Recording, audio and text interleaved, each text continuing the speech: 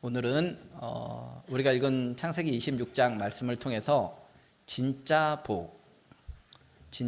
복이라는 제목으로 하나님 말씀을 증거하도록 하겠습니다. 네, 우리 옆 사람과 고백합시다. 진짜 복을 받읍시다. 네. 복자 아시죠? 네, 복자는 전 세계 모든 사람들이 사랑하는 글자인 것 같습니다. 이제 우리 청년들 다 알다시피 제가 그래도 나름대로 외국 경험이 있습니다. 14년 전에 제가 결혼을 하고 신혼여행을 갔는데 유럽으로 갔습니다. 6개월 동안. 저 그런 사람이에요. 그런데 제가 독일에서 재채기를 했습니다. 좀 심하게 재채기를 했는데 옆에 지나가다가 독일어로 누가 나라 방언이에요. 완전 통역이 안 되는 방언. 그래서 이제 독일어를 하는 집사람에게 물어봤어요. 뭐라 그러는 거야? 그랬더니 하나님이 당신을 축복하십니다. 이러고 갔대요.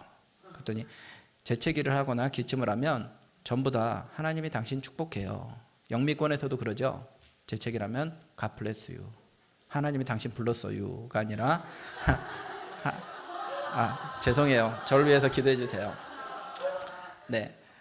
그렇게 하나님이 당신 축복합니다. 하나님 축복으로 빨리 낳기를 바래요. 라고 이야기를 합니다. 제가 다녔던 여러 나라들 중에 가장 아름다웠던 것이 스위스의 루체른이라는 지역입니다. 인터라켄만 알죠? 촌스러운 사람들은. 루체른에 가면 썰매를 타고 해발 300m를 내려오는 코스가 있어요. 내려온 데만 20분. 최고 속도로 노력해야지. 방심하면은 30분 걸리는 그런. 그래서 썰매를 타다가 조난을 당할 수 있는. 농담이 아니고 진담이에요.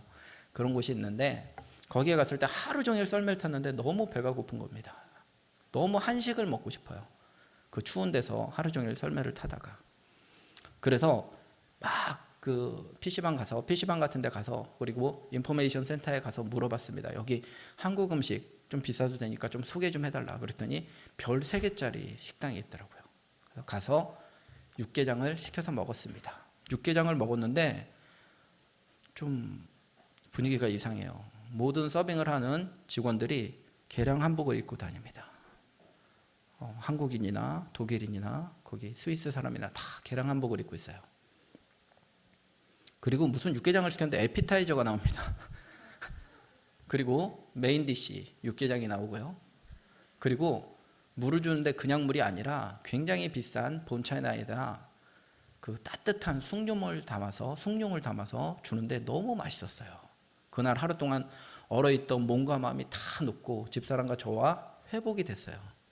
이제 식사가 끝나고 깍두기와 김치를 먹는데 한국에서 먹는 것보다 맛있고 정갈합니다.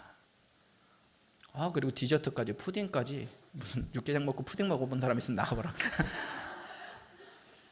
걱정이 됩니다. 이게 돈이 얼마나 나오려고 그러나. 아니나 다를까 그날 저희가 육개장 1인분에 35,000원이더라고요. 팁까지.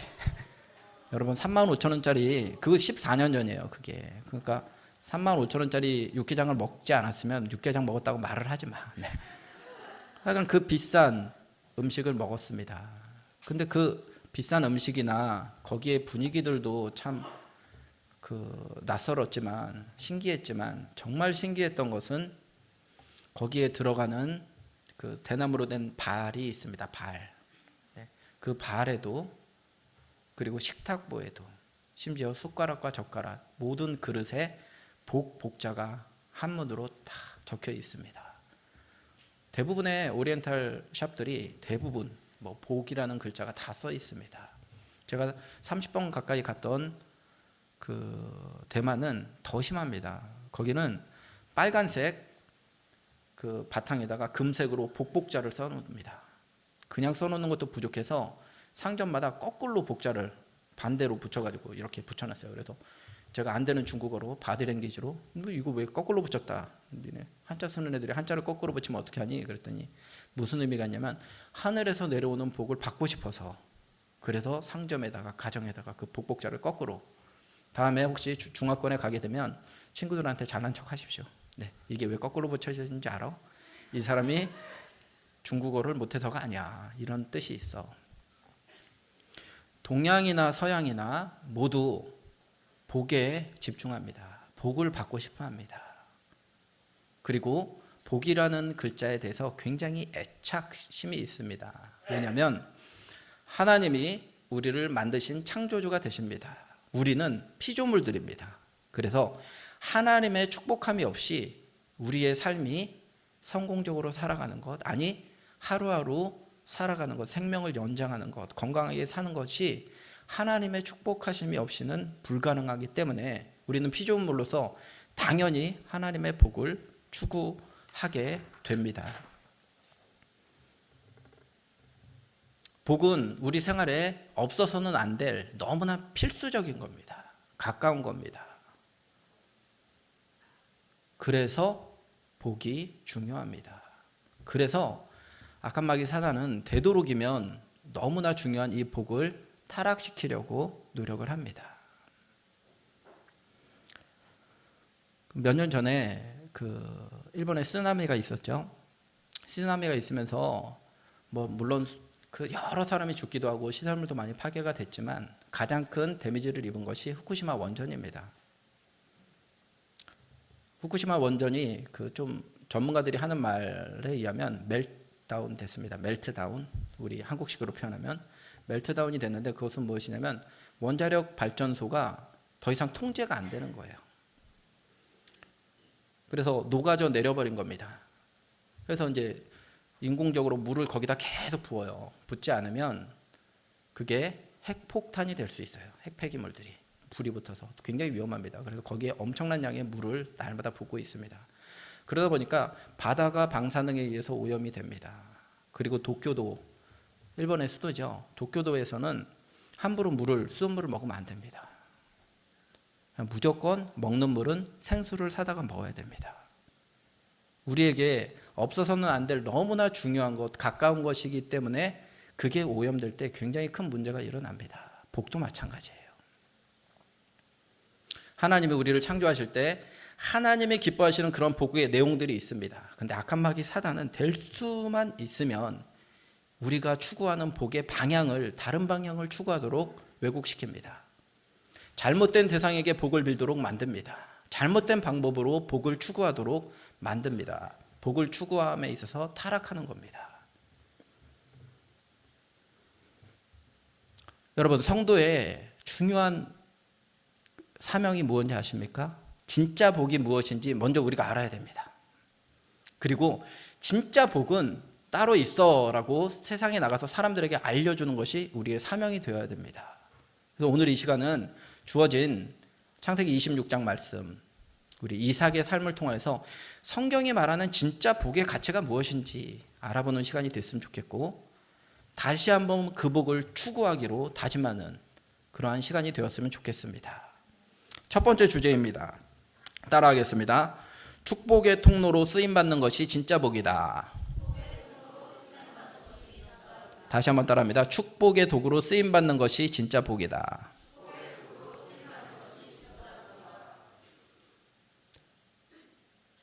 여러분, 지난주 화요일 날 드디어 제가 예체능 사람들을 만났어요. 네, 마포에 설교 준비를 열심히 하고 진짜 치열하게 했습니다. 저 뒤에 원전도사님이 제 증인입니다. 진짜 치열하게 하고 저녁 시간에 마포에 갔어요. 마포에 운동하는 데 갔더니 거기 서지석이랑 강호동이랑 홍경민이랑, 그래서 제가 서지석한테 한 수 가르쳐 주고 왔어요. 그거 그렇게 튕기고 하지 말고 안 튕기고 하면 더 좋아요. 그리고 제가 이제 또 시범을 좀 보여주고, 거기 서지석을 가르치던 감독들은 깜짝 놀랐으면 좋겠지만 또 비웃고 옆에서 하여간 이렇게 교제를 하고 왔습니다. 근데 제가 사랑하는 이 족구는 발로 하는 배구랑 똑같아요. 리시브를 하고, 리시브를 한 공을 세터가 잘 올리고, 그래서 마지막으로 공격을 하고. 근데 이 운동을 보고 저 팀이 좋은 팀이다 나쁜 팀이다 판단하는 데는 단계가 있습니다. 초보 단계는 저 팀 대단한 팀이야 라고 할 때 화려한 아주 강력한 공격만 보고 저 팀 좋다 라고 생각을 합니다. 근데 조금이라도 동아리 생활을 했거나 조금이라도 지도자 생활을 하는 사람은 공격수 보지 않습니다. 수비를 봅니다. 리시브하는 거 딱 보면 야, 이 팀의 장단점이 뭔지 다 나옵니다. 그런데 최고의 감독들이 추구하는, 우리 팀을 최고로 만들기 위해서 추구하는 것이 있는데, 추구하는 정말로 준비를 많이 시키는 그 포지션이 있습니다. 보통 배구에서는 세타라고 하고 족구에서는 띄움수, 띄우는 사람, 공격하는 사람은 공격수, 수비하는 사람은 수비수, 띄움수라고 합니다. 그 띄움수가 얼마나 중요한지 그 가치를 안다면 그 사람은 최고의 감독이 될 수 있습니다. 축구도 마찬가지죠. 예전에 차범근 감독 시절만 하더라도 가장 주목하는, 경기에서 주목받는 사람이 최종 공격수였습니다. 골을 넣는 사람만 집중을 했습니다. 아니면 결정적인 순간에 골을 막아내는 골키퍼에게만 많은 사람들이 열광하고 집중하고 해설을 했습니다. 근데 이 현대 축구로 점점 발전하면서 중간에 있는 미드필더의 역할이 굉장히 중요해졌습니다. 우리 청년들이랑도 은우랑 휴진이랑 막 축구하고 그랬거든요. 와, 우리 청년들 개인기 장난 아니에요. 그러나 링커가 없어. 미드필더가 없어. 골키퍼는 제가 하면 될 것 같아요. 하여간 그렇습니다. 현대 축구에 와서 굉장히 중요한 것이 수비와 공격을 이어주는 중간의 역할을 하는 미드필더가 굉장히 중요해졌습니다. 근데 비단 운동에서만 이렇게 연결자의 역할이 중요해진 것은 아닙니다. 중요한 것은 아닙니다. 이삭의 삶을 보면 아브라함이나 그의 아들 야곱에 비해서 스토리가 별로 없어요. 그 이유는 무엇이냐면 이삭은 철저하게 하나님의 말씀에 순종하는 삶을 살았습니다.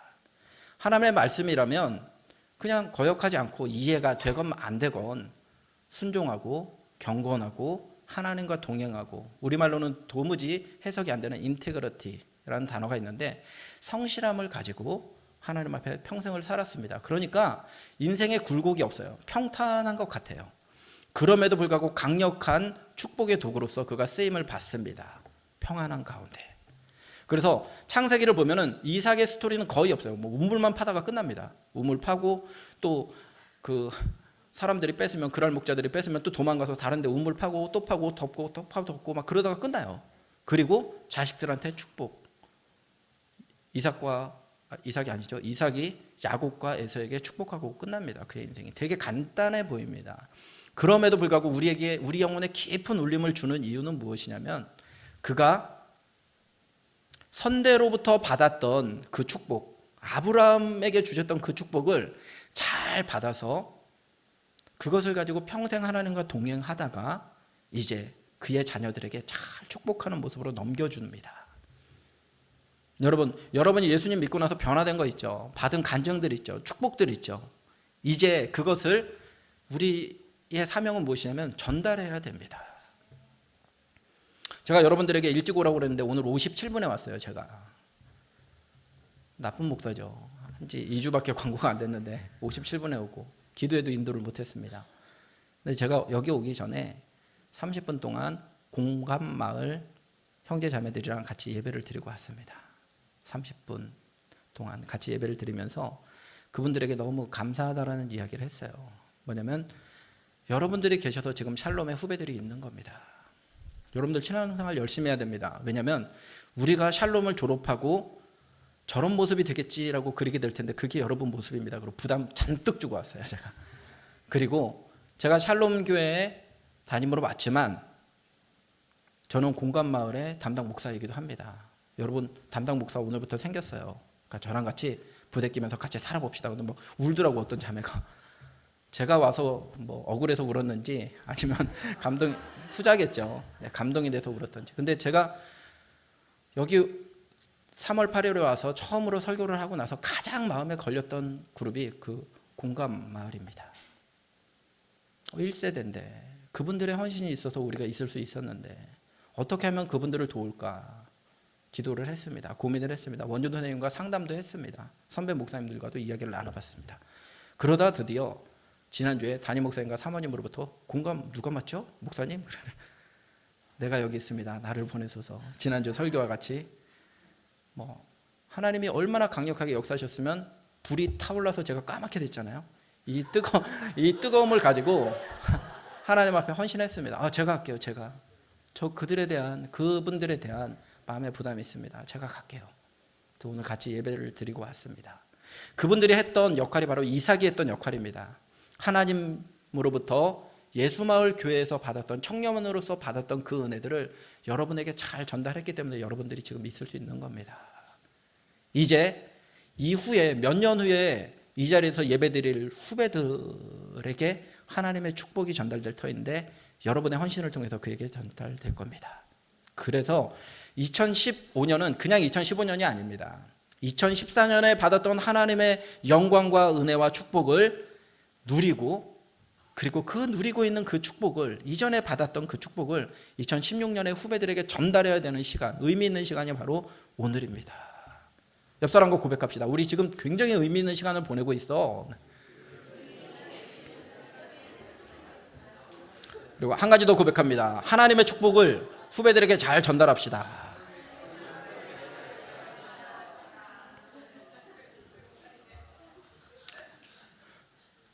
이삭이 아브라함에게 주셨던 하나님의 축복을 자신의 그 후임 족장이었던 야곱에게 잘 전달할 수 있었던 것은 그에게는 기복이 없어요. 기복이.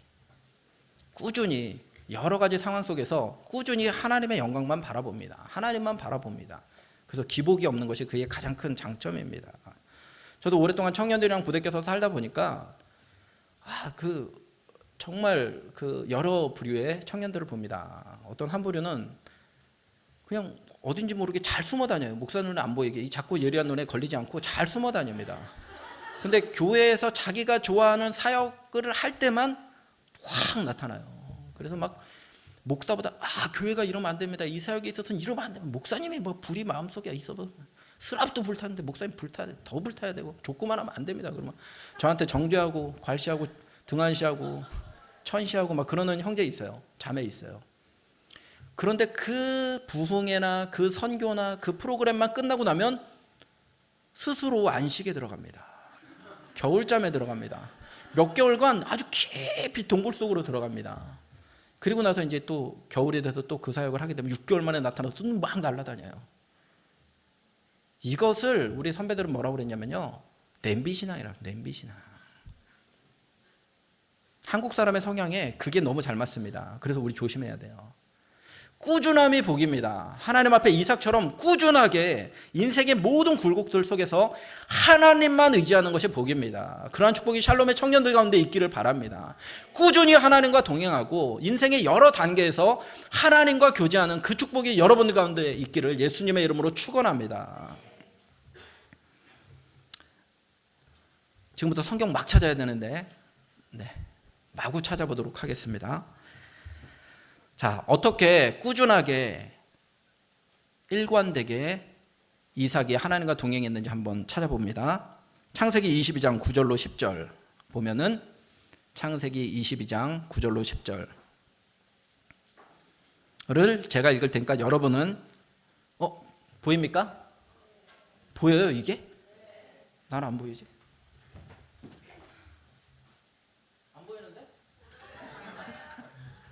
의심 많은 목사를 위해서 기도해 주십시오. 보이면 한 목소리로 읽습니다. 시작.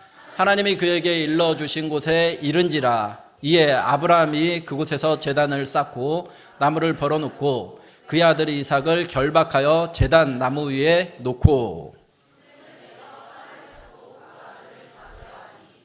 거기까지 읽겠습니다. 아버지가 자신을 죽이기 위해서 칼을 듭니다. 그 전에 묵습니다. 그리고 계속 물어보니까 분위기가 심상찮아요. 모든 나무와 모든 것들이 다 준비되어 있는데 제물을 드릴 소와 양이 없어. 염소가 없어요. 분위기가 이상해요. 아버지가 자기를 보는 눈이 평소의 눈과 달라요. 근데 이 당시가 아브라함이 100세에 이 아이를 낳습니다. 그리고 어린아이라고 그림을 우리가 어렸을 때부터 봤는데 어린아이가 아니에요. 청년이에요. 청년. 이삭이. 충분히 아버지를 뿌리치고 달려서 도망갈 수 있는 나임에도 불구하고 하나님의 뜻이, 나를 통해서 하나님 앞에 제사 드리는 것이 하나님의 뜻이 확실하구나라고 하니까 그가 도망가지 않습니다. 아빠에게 잡혀줍니다. 묶여줍니다. 죽기까지 순종합니다. 청소년 때, 청년 때 그런 모습으로 있었습니다. 그리고 말씀 한 장 더 찾습니다. 이 사람은 결혼할 때도 기도하면서 결혼했어요. 창세기 24장 63절 말씀입니다. 보입니까? 더 이상 의심하지 않을게요. 다 같이 큰 목소리로 읽겠습니다. 시작.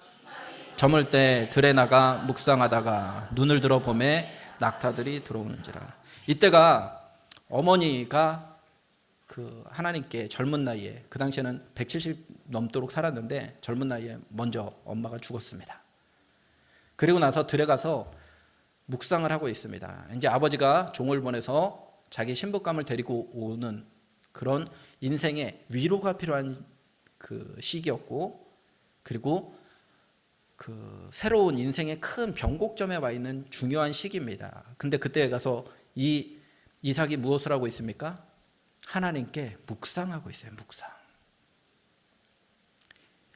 진짜 이삭이야말로 영적인 터프가이예요. 여러분, 터프가이라고 가슴에 털 나고 뭐 식스팩 있고, 그리고 뭐 가죽 잠바 입고 다니고 뭐 외제차 타고 다니고 숑카 타고 다니면서 우렁우렁 야 타, 그리고 막 자매들한테 차도남, 나 가장 싫어하는 말이 차도남.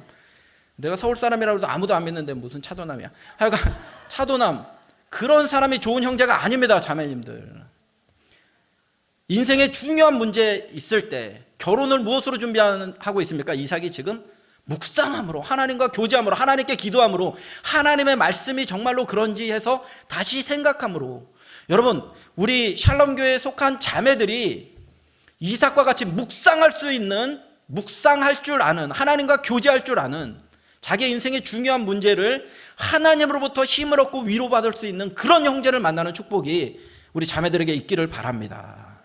우리 형제들은 이삭과 같이 인생의 중요한 문제가 있을 때마다 하나님 앞에 묵상하는 그 축복, 영적인 터프가이가 되기를 예수님의 이름으로 축원합니다. 여러분, 축구할 때 공 세게 차는 은우 형제처럼 뭐 그런다고 터프가이 아니에요. 네. 하나님과 묵상하면요, 훨씬 더 부드러운 남자, 자매들을 품을 수 있는 남자, 자매를 위해서 기도할 수 있는 남자, 자신의 부인을 위해서 헌신할 수 있는 남자, 자매들과 소통하기 위해서 목소리를 낮게도 낼 수 있지만 저처럼 높게 낼 수 있는 남자로 변합니다. 이거는 빼주세요. 이건 아니야. 하여간 그렇게 됩니다. 이삭이 결혼 이후에 리브가가 아이를 갖지 못합니다. 그러자 가장으로서 그가 무슨 짓을, 자기 그 아버지도 그렇고 자기 아들도 그렇고 막 딴 여자 데려다가 막 그러고 그랬는데, 그 사람은 이 사람은 그게 없어요. 하나님 앞에 기도합니다. 찾아봅니다. 창세기 25장 21절입니다. 형제들만 한번 읽어보겠습니다. 다짐하는, 내가 이런 남편 되게 해주세요. 5년 후에, 10년 후에, 20년은 아니다. 너무 길다. 5년 후에, 10년 후에 이런 남편이 되게 해주세요. 라는 다짐하는 마음으로 읽습니다. 시작.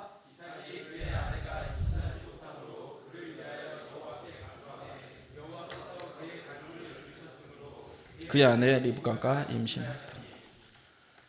아내, 가정의 큰 문제 아닙니까? 그 당시에 임신하지 못하는 여자는 여자로서 치질 않았어요. 하나님께 저주받은 자로 쳤습니다. 그런데 이 중요한 가정의 문제, 인생의 문제 있을 때 그가 다른 방법 쓰지 않습니다. 하나님 앞에 기도하는 가정입니다. 가정의 문제를 기도함으로 얼마나 영성이 살아있습니까? 그가 기도함에 중간에 뭐 몇 년이 지났다, 몇 번을 기도했다, 뭐 그런 거 없어요. 하나님 앞에 기도함에 하나님이 그냥 영성이 있는 가정이었습니다. 저도 기도했어요. 하나님, 이런 가정 되게 해주십시오. 집사람이 저보다 연봉이 좀 많거든요.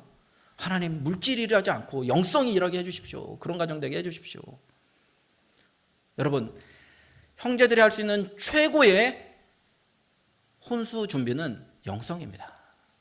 자매에게 지지 마세요. 한국교회가 왜 위기에 빠졌는지 아십니까? 형제들이 자매에게 신앙적으로 밀려. 성경도 덜 읽었어, 덜 똑똑해 성경적으로. 그러면 안 돼요. 여러분, 형제들 분발합시다. 저도 분발할게요. 그래서 우리 집사람이 전공하는 게 법학이거든요.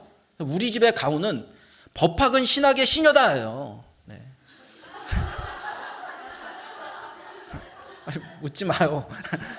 우리 집사람도 별로 인정 안 하는데 여러분까지 웃으면 내가 힘들어요. 하여간 다른 건 다 밀리더라도 하나님 사랑하는 것만은 내가 부인에게 밀리지 않겠다.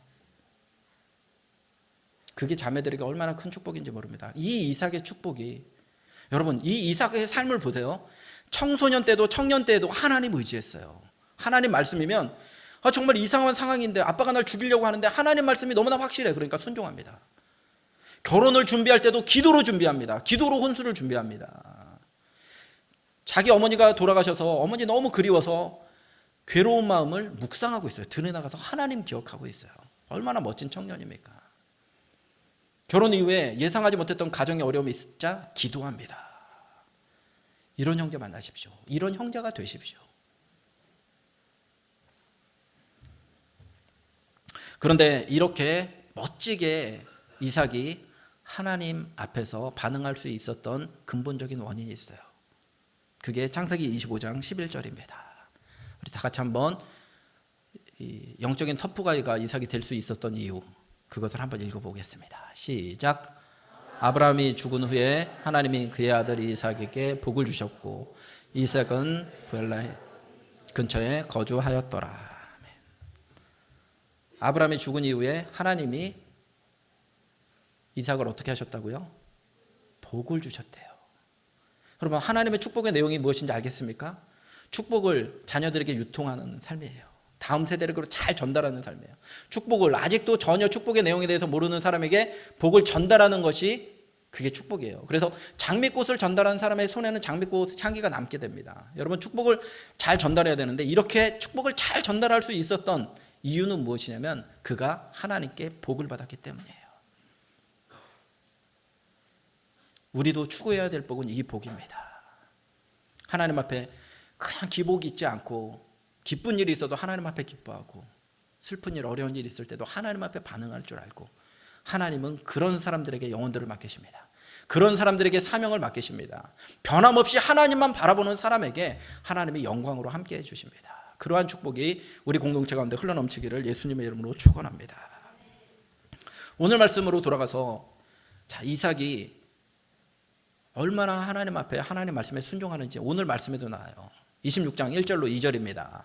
우리 다 같이 읽어보겠습니다. 시작. 아브라함 때 첫 흉년이 들었더니 그 땅에 또 흉년이 들매 이삭이 그랄로 가서 블레셋 왕 아비멜렉에게 이르렀더니 여호와께서 이삭에게 나타나 이르시되 애굽으로 내려가지 말고 내가 내게 지시하는 땅에 거주하라. 처가 있고 자식이 있어요. 자식들이 있습니다. 그리고 수많은 그 아브라함에 이어서 이삭은 거부였어요. 굉장한 부자였어요. 근데 그 당시에 재산이 대부분 뭘로 형성됩니까? 양과 소와 가축들로 형성됩니다. 그런데 그랄 땅에 심한 기근이 또 들었어요. 한 번 든 게 아니라 또 들었습니다. 그러니까 당연히 그가 이제 양과 소를 먹이고 우리 처자식이 먹고 살 수 있는 지방으로 옮겨야 되겠다라는 마음이 있습니다. 근데 하나님께서 너 애굽에 내려가는 거 허락할 수 없어. 너 여기 있었으면 좋겠어. 그러자 이삭이 두말하지 않습니다. 순종하는 이삭이 6절 보십시오. 우리 6절 말씀 같이 읽어볼까요? 어떻게 반응하고 있는지. 시작. 상황과 형편은 너무나 당연하게 떠나는 것이 당연합니다. 양들을 먹이기 위해서, 소를 먹이기 위해서, 자녀들을 먹여 살리기 위해서 떠나는 게 너무나 당연한 상황인데 이삭은 하나님의 말씀이 너 안 갔으면 좋겠어. 너 가지 마. 이삭이 내려가지 마. 이삭이 아니라 애굽에 내려가지 마라고 하자 상황과 형편을 보지 않고 하나님의 말씀을 보고 그 자리에 머뭅니다. 만약 이곳에 하나님의 뜻이 있다면 상황과 형편은 어렵더라도 하나님이 채워주시는 그 공급이 있을 거야. 만나와 메추라기가 있을 거야. 하나님의 능력이 함께 할 거야. 순종하자. 상황을 보는 자가 아니었습니다. 형편을 보는 자가 아니었습니다. 오직 하나님을 바라보고 하나님의 말씀에 순종할 때 그가 복의 근원으로서 아브라함을 이어서 하나님이 허락하신 축복을 누리는 사람이 될 수 있었습니다. 우리도 그와 같았으면 좋겠어요. 상황을 잘 판단하는 자가 아니라 상황을 뛰어넘은 하나님의 말씀에 순종하는 형제들, 자매들, 그런 사역자들이 되었으면 좋겠습니다. 두 번째 주제입니다. 다 같이 한번 제목은 없죠? 예, 저를 따라하십시오. 말씀대로 순종하여 받는 복이 진짜 복이다. 왜 이래 오늘 제 발음을 위해서 랄랄랄라. 네, 말씀대로 따라하겠습니다. 말씀대로 순종하여 받는 복이 진짜 복이다. 말씀대로 순종하여 받는 복이 진짜 복이다. 옆 사람과 고백합시다. 우리 말씀대로, 말씀 안에서 복 받읍시다. 진짜 축복, 이게 진짜 축복인지, 이게 축복이 아니라 진짜 축복을 가져간 재앙인지 감별하는 리트머스 시험지가 있습니다. 바로 말씀이라는 기준입니다. 제가 기사를 한번 봤는데, 그리고 사진도 봤어요. 기사와 함께 사진을 봤습니다. 주차장에서 어떤 사람이 사고를 냈어요. 근데 공교롭게도 아무도 보는 이가 없는 게 아니라 몇 사람이 봅니다. 쿵 박는 소리는 저 차 어떻게 사고 났다. 와 나는 아니다. 그리고 내 차 아니다. 룰루랄라 어떻게 하는지 보자. 그리고 사람들이 지켜보기 시작합니다. 그러자 그 사람이 자기 메모지를 꺼내서 이렇게 뭘 적습니다. 거기에는 이렇게 적혀 있었습니다. 그러니까 그 사람이 이렇게 막 메모지에다 막 적어 놓습니다. 그리고 거기 와이퍼에다가 그걸 꽂아 놓습니다. 그러니까 사람들이 야, 한국 사회 지금까지는 아름다워. 와, 양심이 살아있어. 야, 그리고 안심하고 다 떠납니다. 제 갈 길로 갑니다. 출근하고 할 일 하러 가고 갑니다. 근데 그 메모를 사진을 찍어서 올렸더라고요. 이게 사실인지 어쩐지 모르지만 그 메모에 이렇게 적혀 있습니다. 제가 주차를 하다가 당신의 차에 기스를 냈습니다. 연락처를 남기겠습니다. 나중에 확인하시면 연락 주십시오. 라고 쓰는 걸로 주위 사람들이 오해할 겁니다. 010-2702-8039 물론 가짜 번호입니다. 전화하셔도 소용없습니다. 크크크. 그리고 그 사진을 찍어서 누가 사연으로 올린 글을 봤습니다. 대박이죠. 그런데요, 마귀가 우리에게 주는 약속, 마귀가 우리에게 주는 희망이 바로 이와 같습니다. 겉으로 볼 때는 우리 애가 문제 있을 때 마귀가 도와줄 수 있을 것 같습니다. 광명한 천사로 우리를 돕는 빛처럼 희망처럼 느끼게 만듭니다. 마귀는 영적인 존재고 그에게 능력이 있기 때문입니다. 그러나 이것은 헛된 겁니다. 우리 한번 하나님 말씀 찾아봅니다. 하박국 2장 18절 말씀입니다. 마귀 우상을 섬기는 것이 얼마나 허탄한 일인지, 가짜 복을 추구하는 것이 얼마나 허망한 일인지 한번 찾아보도록 하겠습니다. 자매들 먼저 읽습니다. 시작.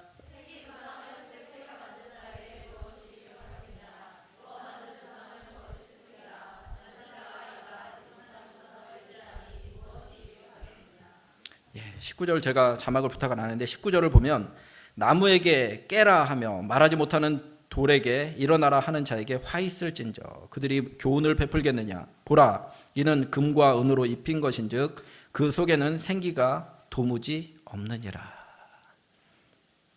돌로 만들고 나무로 만든 것, 생기도 없고 말하지도 못하고 듣지도 못하는 허망한 것이라고 하나님의 말씀은 이야기를 하고 있습니다.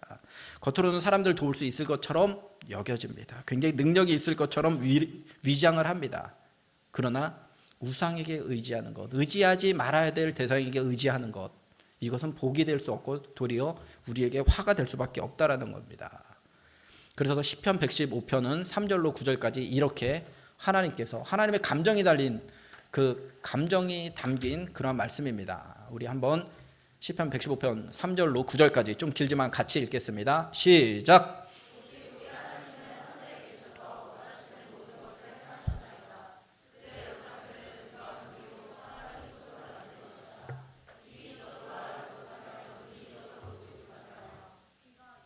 계속 읽어주세요. 귀가 있어도 듣지 못하며 코가 있어도 냄새 맡지 못하며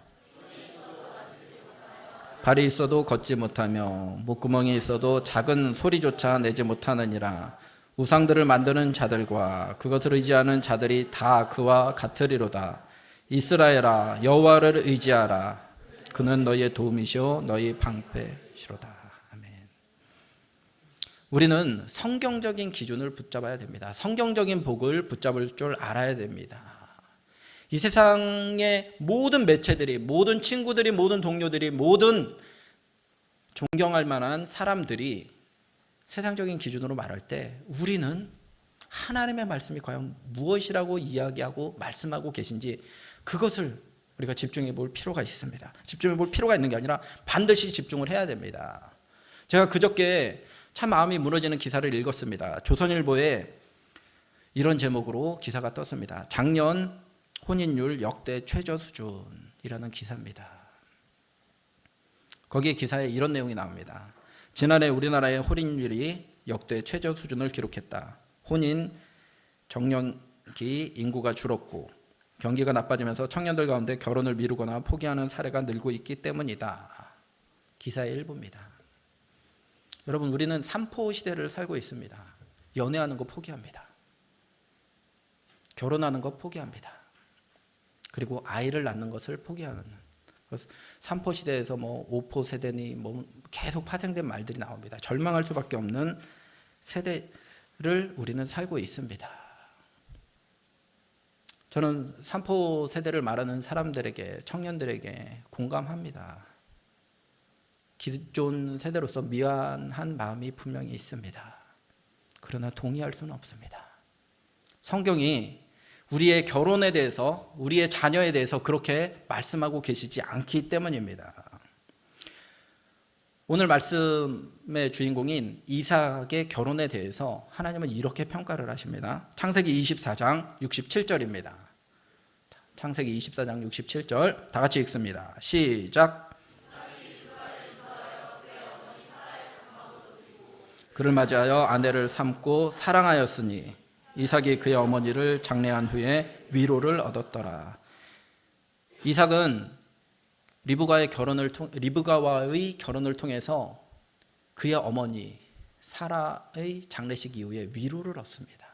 하나님이 왜 결혼이라는 제도를 주신지 아십니까? 우리를 위로하려고, 형제를 위로하고 자매를 위로하려고, 하나님이 가정이라는 기관을 통해서 우리를 축복해 주시려고, 성장하게 하시려고, 하나님의 마음을 알게 하시려고 가정이라는 제도를 주셨습니다. 여러분, 가정 이루는 것을 사모하십시오. 세상의 이야기를 듣지 말고 하나님의 말씀, 하나님의 약속을 붙잡고 지금부터 준비하십시오. 결혼을. 너무 빨리 결혼해가지고 또 우리가 숫자가 줄으면 안 되니까 2명 전도해 놓고 결혼하십시오. 네, 그러면 됩니다. 네. 이삭은 결혼이라는 것을 통해서도 하나님의 축복을 누립니다. 그래서 결혼을 세상 사람들은 두 가지 관점에서 오해해서 이해를 합니다. 결혼을 하면, 출산을 하면 우리 커플의 그 행복이 깨진다. 귀찮은 것들이 많이 일어난다. 그리고 재테크를 얘기하는 사람 중에 아이 낳아서 드는 돈을 우리가 잘 저축해서 그걸로 해외여행 다니자 라고 이야기하는 사람 봤습니다. 제가 실제로 그렇게 이야기를 하기도 하고, 경제학 책에서는 그렇게 해서 뭐 몇 억을 모아서 너희들끼리 행복하게 살아라 라고 이야기를 합니다. 혹은 좀 돈 있는 사람들, 부르주아들은 자식을 낳아서 키우는 것만큼 좋은 투자가 어딨냐, 자식을 투자의 도구로 봅니다. 마치 사사기 시대를 보는 것 같아요.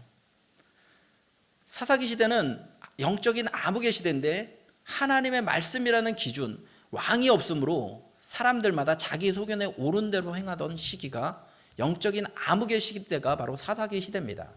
그런데 지금이 마치 연애에 대해서, 결혼에 대해서, 출산에 대해서 기준이 없습니다. 왕의 명령이 없습니다. 하나님의 말씀이라는 기준이 없습니다. 여러분, 우리는 경제적 가치 때문에 자녀를 낳기도 하고 결혼을 하기도 하고 안 하기도 하고 그런 존재가 아닙니다. 하나님의 말씀이 명하는 대로 그냥 하나님 말씀 믿고 순종해야 됩니다.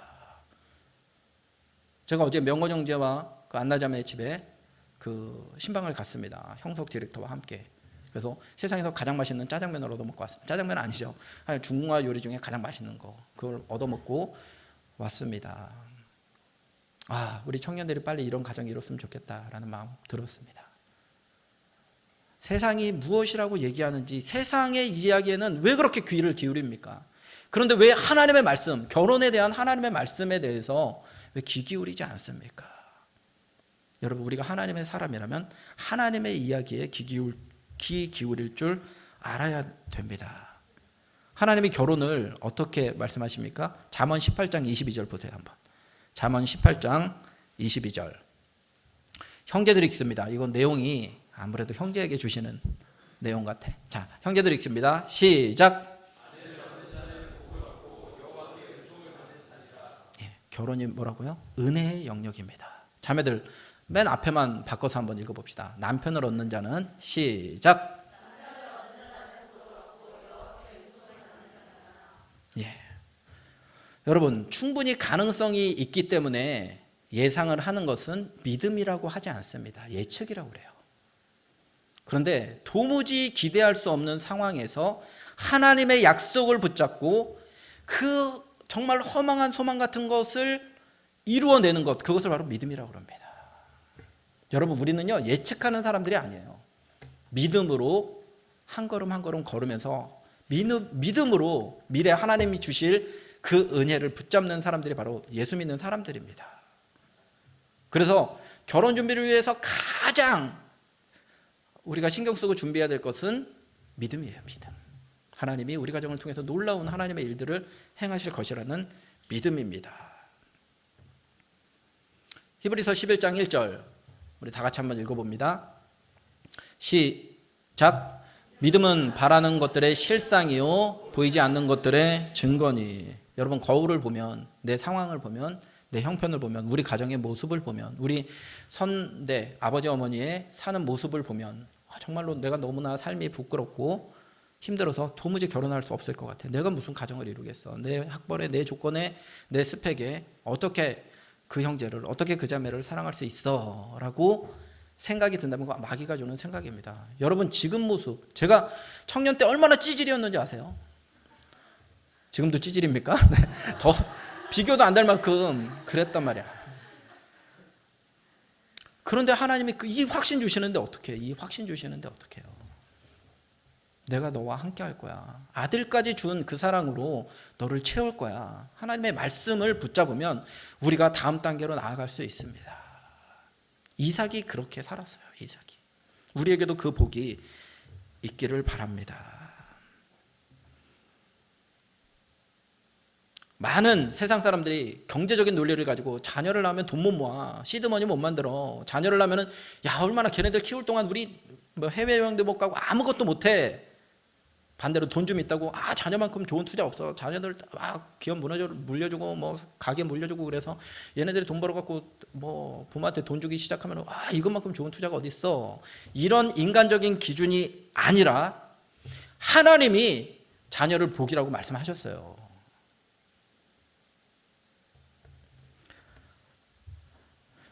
자, 한번 증거를 다시 한번 찾아봅니다. 시편 127편 3절과 4절 말씀 한번 보세요. 자녀에 대해서 하나님의 말씀이 뭐라고 얘기하는지. 시작. 보라, 자식들은 여호와의 기업이요 태열매는 그의 상급이로다. 젊은 자의 자식은 장사의 수중에 화살 같으니. 여러분, 우리를 지으신 하나님이 우리보다 더 잘 아십니다. 우리는 관심도 없는 머리카락이 몇 개인지, 오늘 아침에도 수십 개 뽑혔는데 이게 몇 개인지 아세요? 그런 하나님이 어떤 게 우리에게 복이 되는지 정확하게 하나님 말씀에 담아두셨습니다. 하나님 말씀에 이삭과 같이 그냥 순종하면 됩니다. 여러분, 하나님 앞에서 우리가 머리 좋으면 얼마나 좋습니까? 그리고 대부분 보니까, 저를 비롯해서 보니까 머리 좋은 사람은 그렇게 많이 눈에 띄진 않아요. 안 좋은 머리 하나님 앞에 굴리지 말고요. 이삭처럼 형통하고 싶습니까? 평생 하나님과 동행하고 싶습니까? 내 머리를 쓰는 게 아니라 내 가슴 속에 담겨져 있는 하나님의 말씀이 무엇이라고 말씀하시는지 그거를 점검하고 우리의 미래를 결정하는 그 축복이 있기를 바랍니다. 말씀의 결론 맺겠습니다. 여러분, 이삭을 통해서 우리에게 참된 복이 무엇인지 하나님이 교훈해 주셨습니다. 첫 번째, 우리가 받은 이 복 중에 최고의 복은 하나님의 말씀, 복음 아닙니까? 이것을 다른 사람에게 잘 전달하는 것이 그게 진짜 참된 축복입니다. 그래서 믿음장인 히브리서 11장 20절에서 이삭의 삶을 이렇게 총평하면서 그의 삶이 이렇게 믿음으로 의미 있는 삶을 살았어 라고 평가를 합니다. 히브리서 11장 20절 한번 읽어보겠습니다. 시작. 믿음으로 이삭은 장차 있을 일에 대하여 야곱과 에서에게 축복하였으며, 자기가 받았던 그 축복, 하나님으로부터 어떤 그 말씀을 자녀들에게 유통하는, 축복을 유통하는 복된 삶을 살았습니다. 이삭이 믿음으로 자녀들에게 축복을 전달합니다. 그런데 이걸 잘 전달할 수 있었던 이유는 무엇이라고요? 자기의 인생의 모든 부분에 대해서 하나님 앞에 말씀으로 반응할 때 그가 축복을 잘 전달할 수 있었습니다. 이렇게 이삭처럼 평생에 꾸준하게 훅 나타났다 훅 사라지고 그러지 말고요. 냄비 신앙 되지 말고 꾸준하게 인테그리티를 가지고 하나님 앞에 쓰임받는 복된 청년들 되기를 바랍니다. 두 번째로, 우리가 추구하는 참된 복은 기준이 있습니다. 그 기준은 하나님의 말씀입니다. 오늘은 그 기준, 여러 가지 그 기준을 가지고, 하나님의 말씀이라는 기준을 가지고 인생의 여러 부분들을 조명할 수 있지만, 아주 작은 부분인 결혼과 연애, 하나님 앞에 어떻게 해야 되는지, 어떻게 가정생활을 해야 되는지 짧게 생각해 봤습니다. 여러분, 연애할 때도 믿음으로 연애하시고, 결혼 이후에도 믿음으로 반응하는, 믿음이, 하나님의 말씀이 우리 가정을 이끌어 나가는 그런 복된 교제도 하시고 결혼도 하시고, 그리고 결혼 이전에 꼭 2명 전도하고, 그리고 결혼하고 목장으로 가시고, 그런 복을 여러분이 받으시기 바랍니다. 우리 다 같이 이 시간에 일어나서 하나님께 찬양 드리고 말씀 붙잡고 기도했으면 좋겠습니다.